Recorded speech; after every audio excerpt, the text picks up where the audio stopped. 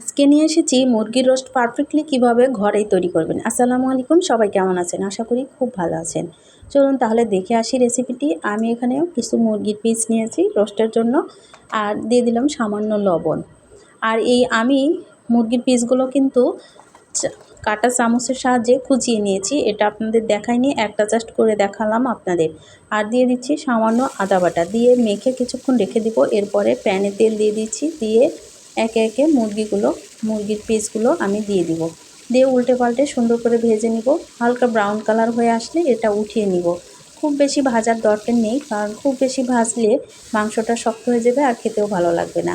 আর এখানে আমি একটা মশলা তৈরি করে নিব। এখানে নিয়েছি কাজু বাদাম চাইলে আপনারা স্কিপ করতে পারেন।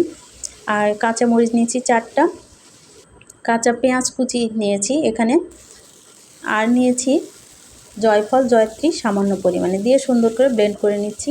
আর সাথে কিন্তু আমি পেঁয়াজের বেরেস্তা দিয়েছিলাম। এখানে পেঁয়াজের বেরেস্তার যে সামান্য অংশ ছিল সেখানে আমি আদা রসুন বাটা, লবণ পরিমাণ মতো, তেজপাতা, দারচিনি, সাদা এলাচ ফল, জিরা গুঁড়া, ধনিয়ার গুঁড়া দিয়ে সুন্দর করে মশলাটা কষিয়ে নিব। এরপরে আমি যে বেটে রাখা মশলাটা, সেই মশলাটা দিয়েছি। এখানে কিন্তু মরিচের পরিমাণটা খুবই কম দিয়েছি, কারণ রোস্টটাতে একটু মিষ্টি স্বাদের হয়। তাছাড়াও আমি কাঁচামরিচ পরে দিয়ে দিব এই জন্য।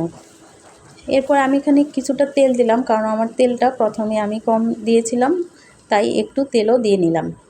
আর দিলাম সামান্য পরিমাণে পানি, যে বাটা মশলাটা ছিল সেটার সঙ্গে একটু মশলার সঙ্গে পানি দিয়ে দিলাম।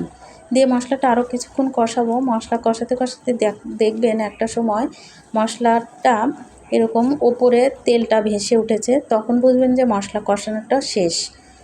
কারণ এখানে মশলা কষানোটাই খুবই গুরুত্বপূর্ণ, কারণ কাঁচা পেঁয়াজ বাটা, আদা রসুন বাটার যে একটা কাঁচা স্মেল আছে সেটা কিন্তু আপনি ভালো করে না কষালে দূর হবে না, আর রোস্টটা খেতেও ভালো হবে না, মজা লাগবে না।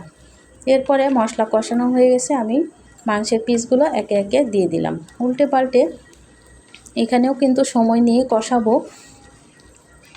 কারণ সময় নিয়ে না কষালে এই রেসিপিটি খেতে মোটেও ভালো লাগবে না। কাঁচা মুরগির মাংসের একটা স্মেল সেটা পাবেন, আর খেতেও মজা হবে না।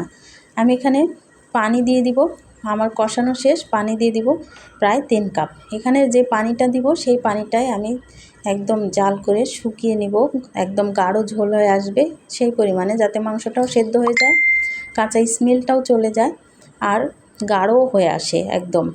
দেখতেই পাচ্ছেন আমার মাংসটা এরকম পর্যায়ে আসছে। এখানে কিন্তু আমি 4 থেকে 5টা কাঁচামরিচ দিয়ে দিব, দিয়ে আরও কিছুক্ষণ নেড়ে চেড়ে সেদ্ধ করে নিব। দেখতেই পাচ্ছেন আমার ঝোলটা এখনও গাঢ় হয়নি, গাঢ় হয়ে আসবে তখন রেসিপিটা শেষের দিকে আসবে। আরও কিছুক্ষণ আমি এভাবেই আস্তে আস্তে লো হিটে জাল করতে থাকবো। এ পর্যায়ে আমি দিয়ে দিব টক দই। টক দইটা আপনারা ইচ্ছা করলে কিন্তু মশলা কষানোর সময় দিতে পারেন, তবে আমি এই সময় দিই, কারণ এই সময় দিলে আমার কাছে কেন জানি মনে হয় ভালো হয়। দিয়ে আরও কিছুক্ষণ নাড়াচাড়া করার পরে 1 চামচ পরিমাণে আমি এখানে চিনি ব্যবহার করলাম। চিনিটা চাইলে আপনারা স্কিপ করতে পারেন, তবে যারা একটু মিষ্টি মিষ্টি স্বাদ পছন্দ করেন তারা চিনিটা দিতে পারেন। দিয়ে আরও কিছুক্ষণ নাড়াচাড়া করব। দেখুন এরই মধ্যে কিন্তু আমার রোস্টের কিন্তু ঝোলটা আস্তে আস্তে গাঢ় হতে শুরু করেছে। এরপর এখানে আমি দিয়ে দিলাম যে এই টমেটো সস।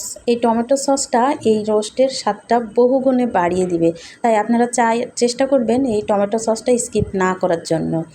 টমেটো সসটা দিয়ে আরও কিছুক্ষণ নেড়েচেড়ে সুন্দর করে মিক্সড করে নিব। দেখুন আমার ঝোল গাঢ় হয়ে আসছে, রান্নাটাও শেষের দিকে। আশা করছি আজকের ভিডিওটি ভালো লেগেছে। সবাই ভালো থাকবেন। আল্লাহ হাফেজ।